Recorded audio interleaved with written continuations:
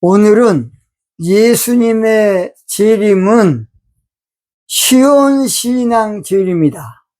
그런 제목으로 말씀을 드리겠습니다.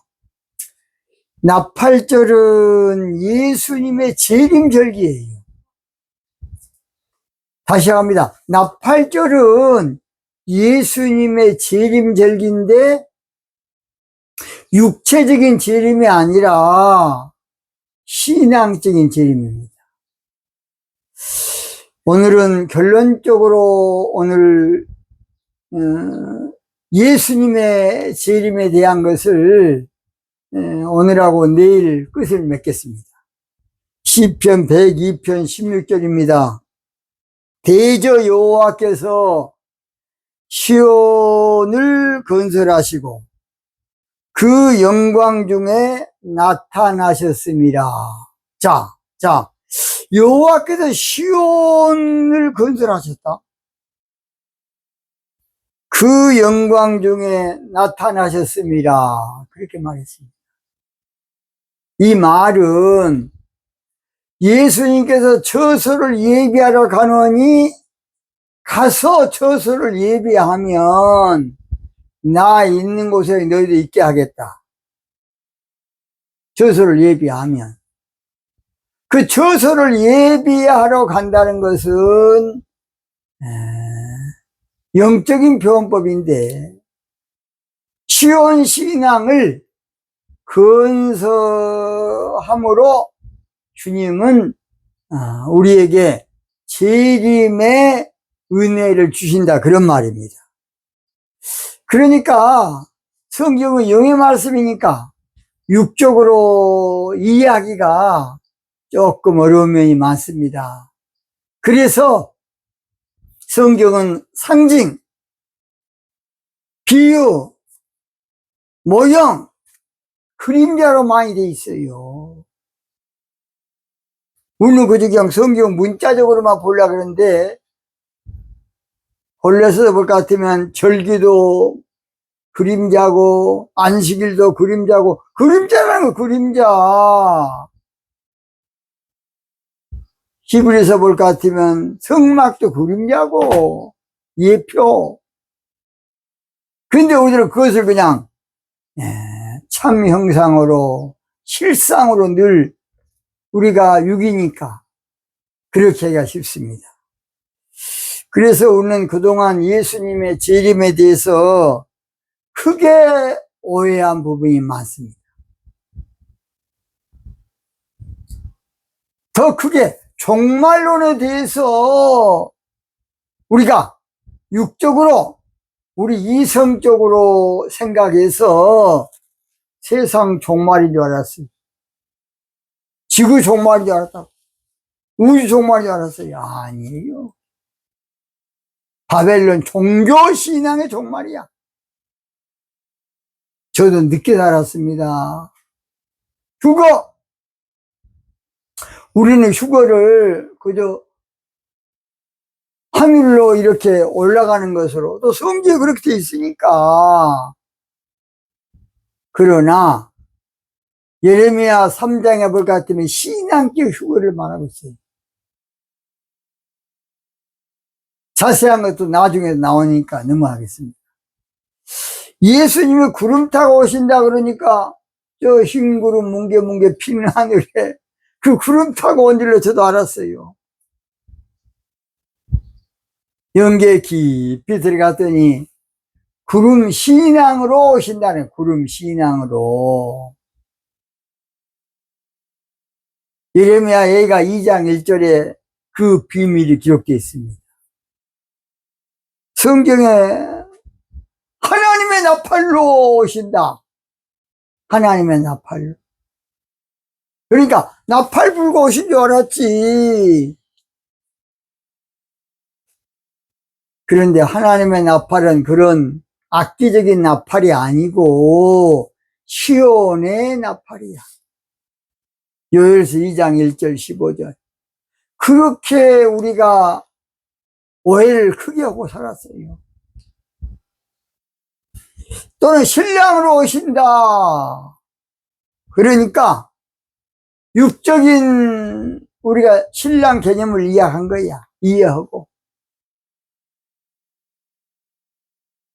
그래서 우리가 종말론에 대해서 예수님의 재림에 대해서 오해하기 딱 적당하게 돼 있어요. 예수님이 육체로 오신다면 남자 신부된 성도는 어찌 되겠습니까? 그걸 생각을 안 해. 무조건 그냥 믿어, 그냥. 예수님이 육체로 오신다면 할아버지 신부된 성도는 어찌 되겠어요? 예수님이 육체로 오신다면 할머니 신부된 성도 또는 어린이 신부된 성도는 어찌 되겠냐고요. 예수님이 육체로 오신다면 어떤 음식을 먹을까요? 빵 서양처럼 먹을까요? 동양처럼 밥을 드실까요? 예수님이 육체로 오신다면 화장실 가서 앉아 있을까요? 소변을 또 보고 있을까요? 예수님이 육체로 오신다 그러면 병원에 왔다 갔다 하실까요? 예수님은 만왕의 왕으로 오시는데 그러면 그 나라 대통령이 어찌 되겠습니까?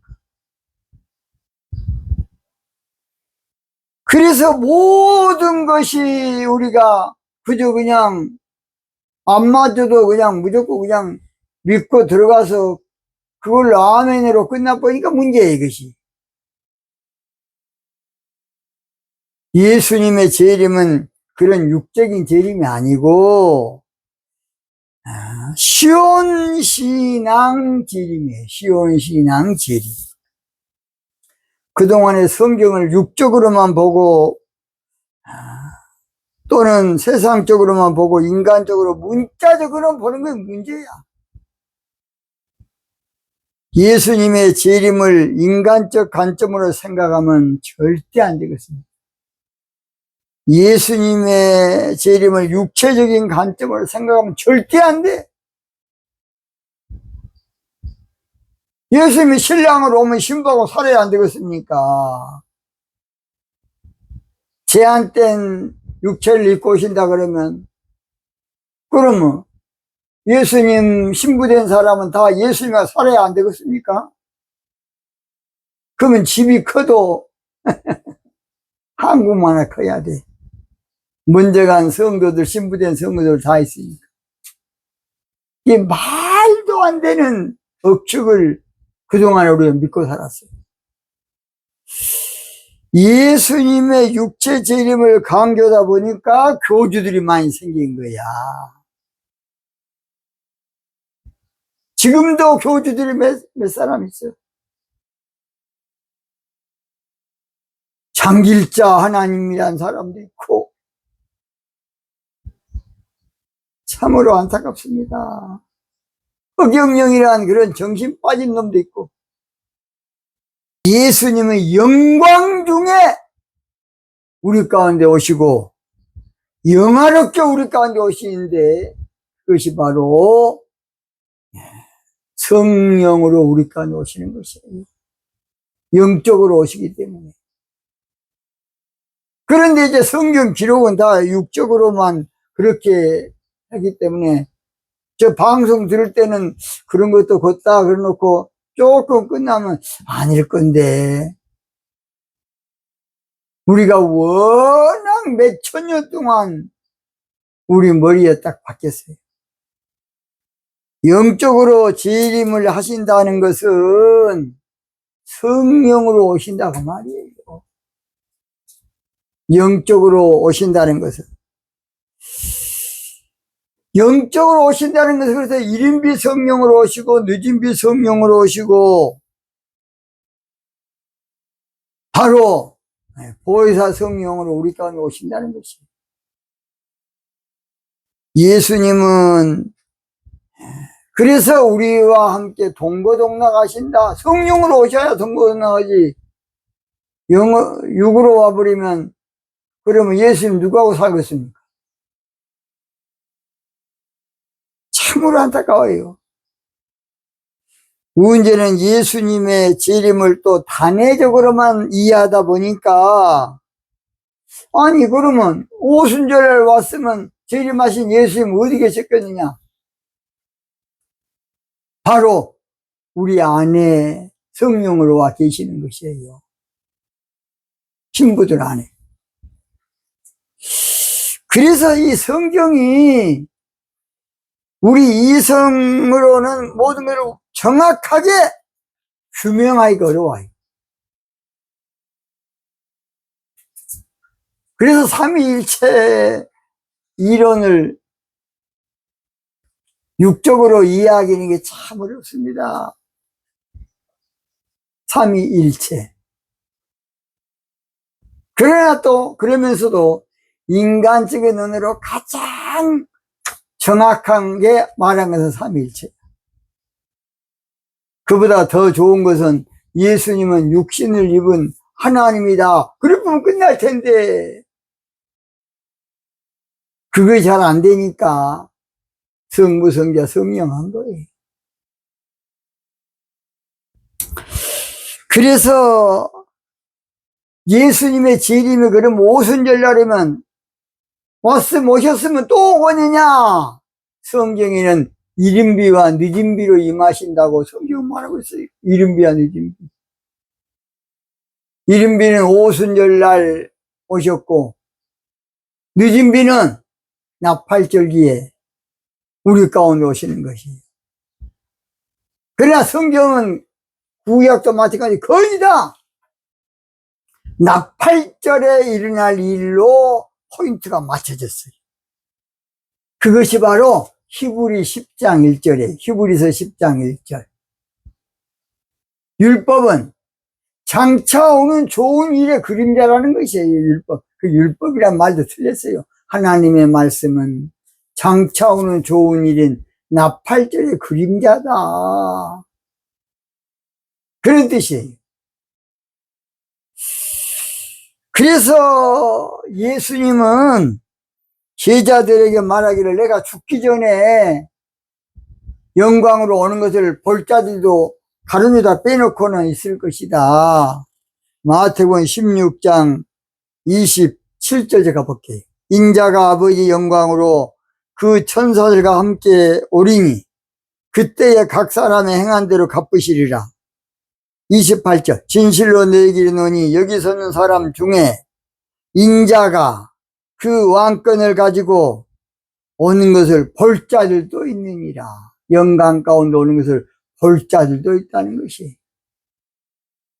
마가복음 9장에도 똑같이 나오고 누가복음 9장 27절에도 똑같이 나와요. 이제 그런데 예수님의 재림을 육적으로만 생각하니까 이해가 안 되는 것이에요. 그래서 그 구절이 죽기 전에 온다? 예수님 육체로 왔습니까? 안 왔지. 그러니까 난해 구절이 되어버려요. 난해 구절. 그 말씀이 난해 구절이 되어버렸어요. 예수님의 재림을 영적으로 생각했으면 문제가 달랐을 텐데 예수님의 재림을 육적으로만 생각하니까 이제 말씀에 문제가 생긴 것이죠. 어떤 이는 예수님이 죽기 전에 볼 자도 있다는 것은 부활로 이야기할 것이다. 그건 거짓말이야. 자, 요한복음 14장 19절. 조금 있으면 세상은 나를 다시 보지 못할 터이로되 너희는 나를 보리니 이는 내가 살았고 너희도 살겠습니다. 자, 20절.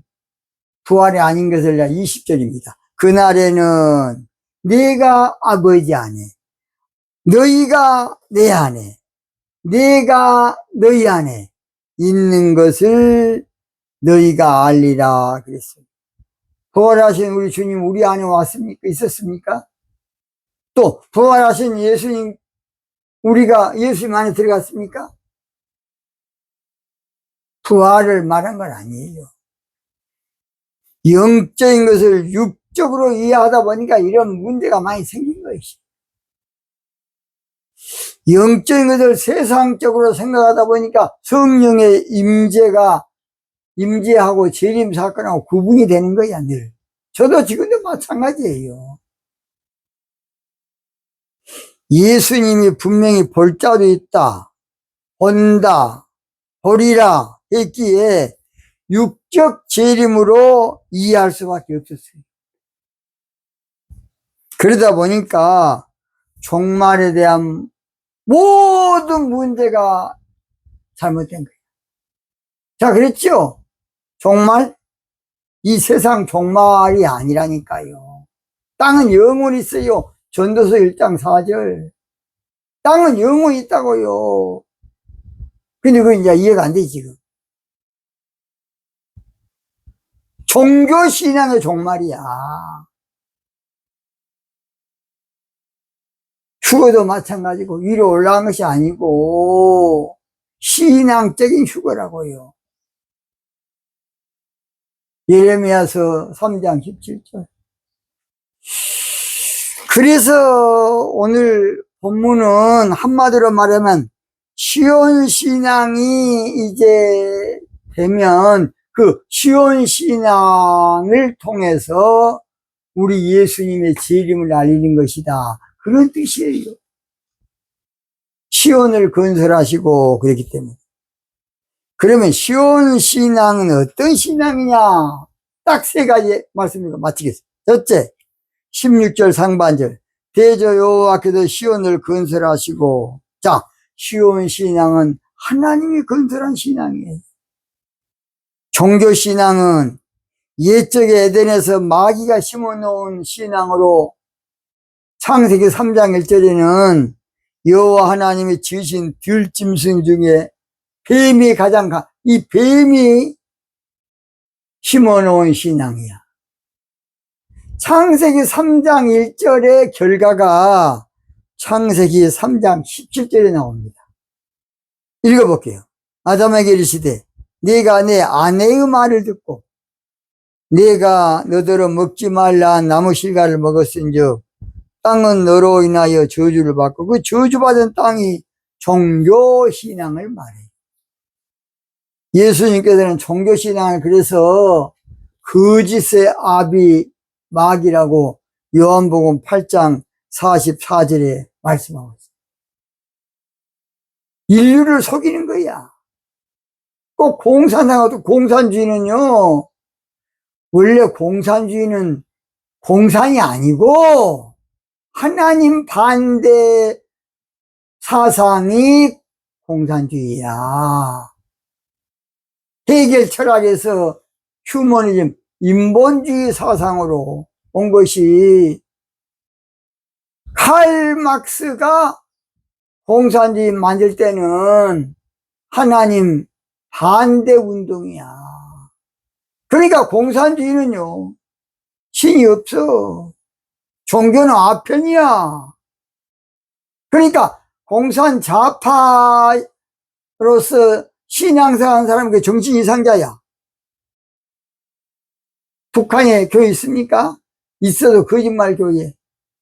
북한에 철관 있습니까? 다 있어도 거짓말을 하니까 거짓말.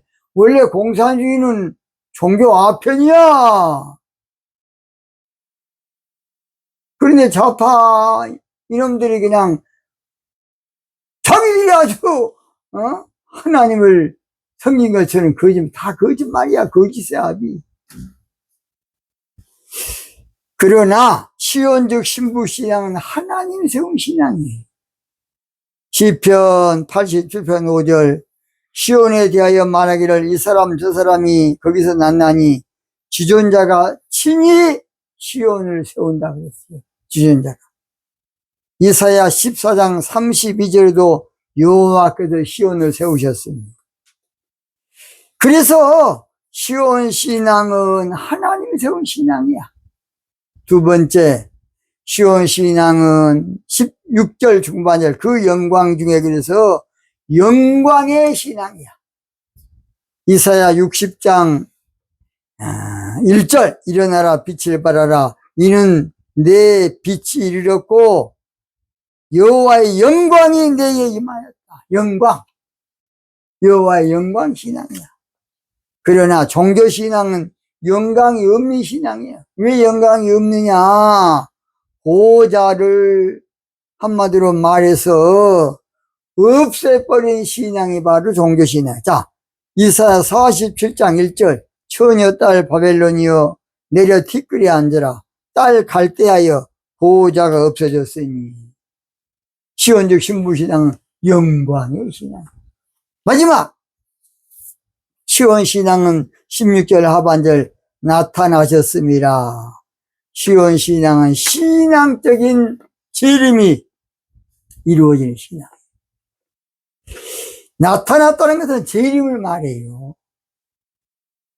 시온신앙은 영적 재림, 신앙적 재림을 말해요. 그래서 스가랴 8장 3절에 나 여호와가 말하노라 내가 시온에 돌아왔은즉 시온으로 재림한 시온신앙으로 재림한다는 것이에요. 이사야 59장 20절에도 구속자가 시온에 돌아왔은즉 시온신앙으로 재림하시. 계시록 14장 1절에도 또 내가 보니 보좌의 어린 양이 시온산에 섰고. 결론 마칩니다. 예수님의 재림은 시온신앙을 통해서 오시고 시온신앙 건설하시고 오시고 예수님의 재림은 영광의 재림으로 바로 신앙적인 재림이고 이른비야 늦은비인 성령으로 우리 가운데 오시는 재림이에요. 아직까지 안 되신 분들은 조금 기도하고 기다려 보시기 바랍니다. 오늘 여기서 마치겠습니다.